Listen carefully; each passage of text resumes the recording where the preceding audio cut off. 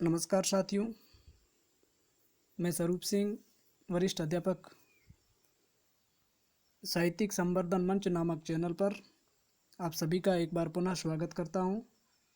पिछले वीडियो में हमने कबीरदास के पाठ परिचय और उनके जो 12 दोहे या जो साखियाँ हैं उसके संदर्भ में चर्चा की थी और अब हम इसी अध्याय के जो 2 पद हैं उन दोनों के संदर्भ में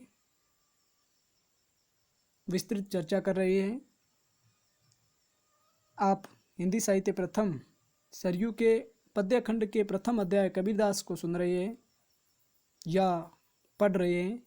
यदि आप पहली बार इस चैनल से जुड़ रहे हैं तो चैनल को सब्सक्राइब कर दें ताकि आपको समय समय पर नोटिफिकेशन मिलता रहे। अब कबीर के पदों के संदर्भ में पढ़ने से पहले हमने जो कबीर की साखियाँ थी उनकी भी चर्चा की थी और जो पाठ परिचय है उसकी भी चर्चा पिछले वीडियो में हो चुकी है। हालांकि पहली बार आप सुन रहे हैं तो पिछले वीडियो का लिंक भी इस वीडियो के डिस्क्रिप्शन में मिल जाएगा, वहाँ से आप देख सकते हैं। चलिए शुरू करते हैं। देखिए, आप कबीरदास के इस अध्याय का पद और उसमें हम पहला पद पढ़ रहे हैं और पहले पद में 2 चीज़ें काफ़ी महत्वपूर्ण है। एक तो इसमें अन्योक्ति अलंकार का प्रयोग हुआ है कि किसी माध्यम से कोई दूसरी ओर संकेत किया जा रहा है, तो यह कमलिनी के माध्यम से जीवात्मा या आध्यात्मिक अर्थ की ओर संकेत किया गया है। चलिए पहले हम पढ़ लेते हैं पहला पद। काहेरी नलिनी तू कुम्हलानी, तेरे ही नाली सरोवर पानी, जल में उत्पत्ति जल में वास, जल में नलिनी तोर निवास। ना तली तपति ना ऊपरी आग, तोर हेत कहू कासनी लागी, कहे कबीर जे उदिक समान, ते नहीं मुए हमारे जान। ये हमारा पहला पद है। अब आप मूल पद के शुरुआत में चलें। इसमें देखिए 2 अर्थों में हम पढ़ेंगे, अन्योक्ति का प्रयोग हुआ है।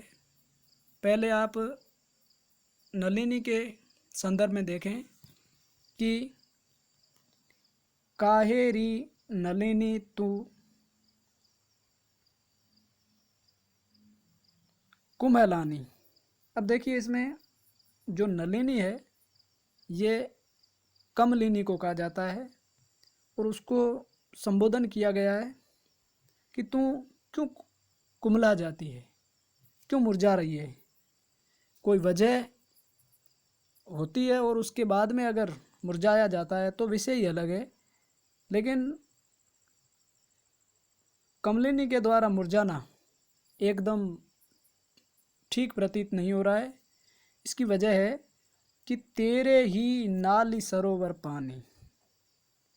नाली जड़ को कहते हैं जहाँ से नलिनी उगती है और वो पानी में डूबी हुई है, वो पानी से तृप्त है। यानी कि तेरी जड़ जो है वो किसी सरोवर में है, उसके बावजूद भी मुरझाना ठीक नहीं है। जल में उत्पत्ति, और जो कमलिनी है उसकी उत्पत्ति भी जल में होती है, जल में निवास है और जल में नलिनी तोर निवास। और पूरा जो उनका काल चक्र होता है वो उसी जल में होता है और आखिरकार वो जल में समाहित हो जाती है। तो ये आगे देखिए, ना तली तपती न ऊपरी आग। कहने का अर्थ है कि जो कमलिनी है उसका तल और ऊपर का भाग दोनों पानी में है, उसके बावजूद भी तोर हेत कहू कासनी लागी। तोर यानी कि आपका, तुम्हारा, और ये हेत है, इसका अर्थ प्रेम से होता है। और इसलिए उस कमलिनी को कहा गया है कि आपका कहीं ना कहीं किससे प्रेम है, नहीं तो पानी में रह कर के भी उसके मुरझाने का कोई औचित्य नहीं हो सकता। फिर कबीर आगे और अंत में महत्वपूर्ण बात, कहे कबीर जय उद की समान। कबीरदास कहते हैं कि जो जल में जिसका अस्तित्व स्थापित होता है और वो अगर अपने अस्तित्व को पहचाने, ते नहीं मुए हमारे जान, अगर ऐसा हो जाता है तो जो कोई भी जीवात्मा है या कमलिनी है, उसके उदासी या उनके जो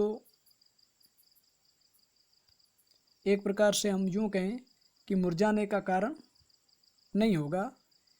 अब यह तो हमने चर्चा की नलिनी के संदर्भ में, कमलिनी के संदर्भ में। अब आप इसी को वापस देखिएगा अन्योक्ति के संदर्भ में। नलिनी जीवात्मा को कहा गया है कि ये जीवात्मा तुम क्यों मुरझा रही है, तेरे ही नाली सरोवर पानी और तेरी जड़ में। आध्यात्मिक अर्थ के संदर्भ में तेरे ही नाली सरोवर पानी, या सरोवर का अर्थ पहले हमने तालाब के संदर्भ में देखा, लेकिन इस बार जो सरोवर का अर्थ है, या आप जीवात्मा की जो उत्पत्ति का मूल स्रोत, जिसे हम परमात्मा कहते हैं, परम सत्ता कहते हैं, उसी से ही तो तू विकसित होती है, वही तो तेरी मूल है, वही तो तेरी जड़ है। जल में उत्पत्ति, जल में वास, जल में नलिनी तोर निवास। आत्मा या जीवात्मा परमात्मा से निकलती है, परमात्मा में वास करती है और परमात्मा में ही लिप्त हो जाती है। यानी कि वो आत्मा है, वो जीवात्मा है, जो प्राणी है, वो कहीं ना कहीं उस नलिनी की तरह, जिनका संबंध सरोवर से है, तो इनका भी संबंध परम सत्ता से है। ऐसा इस पद में कबीरदास बताते हैं। अब आप आगे देखिए, ना तली तपती न ऊपरी आग तोर हेत कहूकास नी लागी। आत्मा जो है उसको पूरी तरह से वो परम सत्ता से आबद्ध है, क्योंकि आत्मा को सत्य बताया गया है, आत्म तत्व बताया गया है, और वो पूरी तरह से परम सत्ता से आबद्ध है। उसके बावजूद भी तोर हेत कहू कासनी लागी, यहाँ हर एक जीवात्मा संसार में आकर के और इस माया जाल में किस प्रकार से फंसता है, ऐसा लग रहा है कि आत्मा जो है वो माया जाल में फंस गई है। जीवात्मा का जो मन है वो सांसारिक भोग वासनाओं में लिप्त हो गया है। इसलिए कबीरदास कहते हैं कि कहे कबीर जे उदिक समान, ते नहीं मुए हमारे जान। अगर उसी जीवात्मा को, उसी जीव को यह पता पड़ जाए कि मेरी उत्पत्ति भी उस उदिक से है, यानी कि उस परम सत्ता से है, तो उसे उदास होने की, उसे खिन्न होने की कोई ज़रूरत नहीं रहती है। तो ये काफ़ी अच्छा पद, इसमें अन्योक्ति अलंकार का प्रयोग हुआ है। और आप इसको दोबारा पढ़ने के बाद में या वीडियो सुनने के बाद में अपने अलग कोई कॉपी या नोट्स बुक है तो उसमें अभ्यास करने की कोशिश करना, क्योंकि घिसते घिसते बेडोल पत्थर भी शिवलिंग का रूप धारण कर जाते हैं। एक बार नहीं, इसको बार बार देखें ताकि हमारे जो भी कंसेप्ट है वो क्लियर हो जाए। अब आप आगे चलें। दूसरा पद जो है, इसमें ज्ञान की महत्ता को बताया गया है कि किस प्रकार से ज्ञान के बाद में हमारे अंदर के जो दुराचार है वो एक प्रकार से दूर हो जाते हैं, उनका पटाक्षेप हो जाता है। समतों भाई आई ज्ञान की आंधी रे, भ्रम की टाटी सबे उड़ानी, माया रहे न बांधी रे। हित चित की दोऊ थूण गिरानी मोह बलिंडा टूटा। तृष्णा छानी परी घर यू परी कुबदी का भांडा फूटा। जोग जुगति कर समतों बांधी निर्चु चूए ने पानी। कूड़ कपट का काया का निक्ष्या हरि की गति जब जानी। आंधी पीछे जो जल बूठा प्रेम हरिजन भीना। कहे कबीर भान के प्रगटे उदित भयातम सीना। ये दूसरा पद बहुत शानदार और अच्छी बातें इसमें आपको देखने को मिलेगी।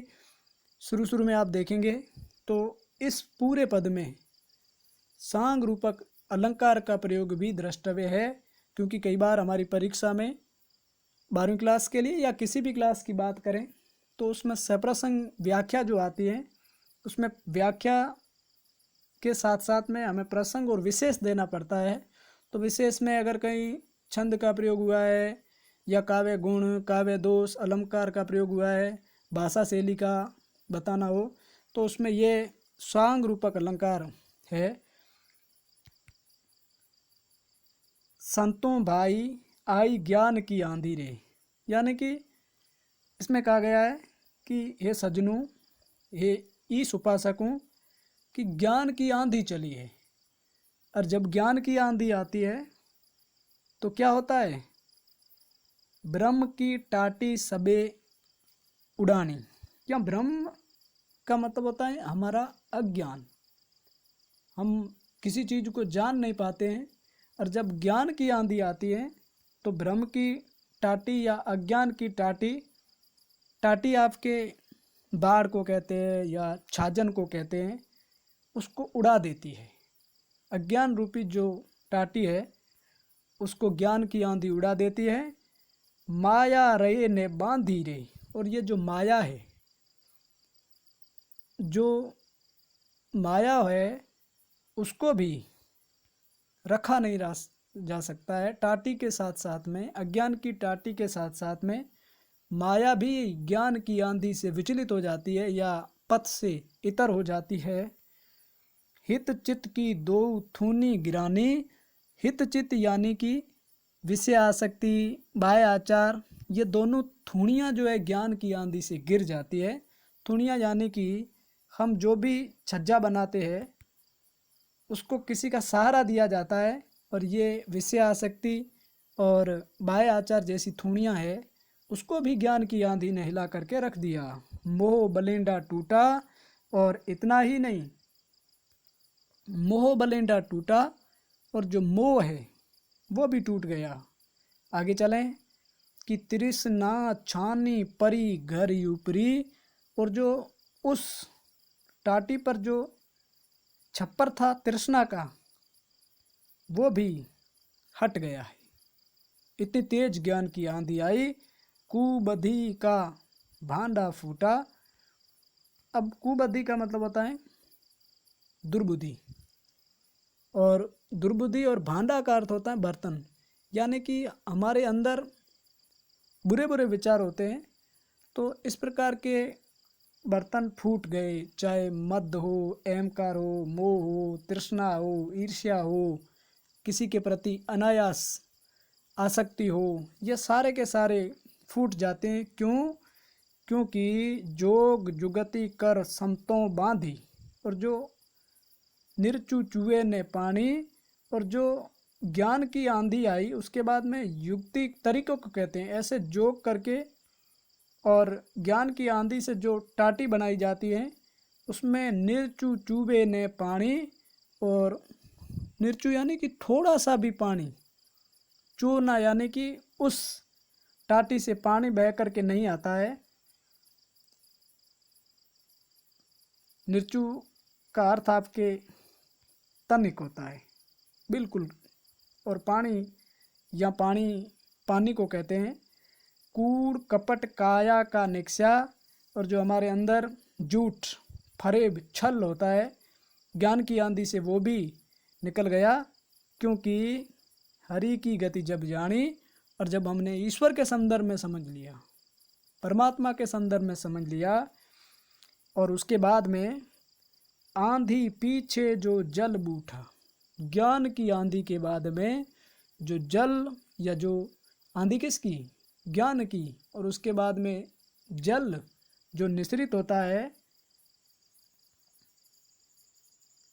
वो प्रेम हरिजन भीना, और जो हरिजन है उस प्रेम रूपी जल से पूरी तरह से भीग गए। कहे कबीर भान के प्रगटे उदित भया तम सेना।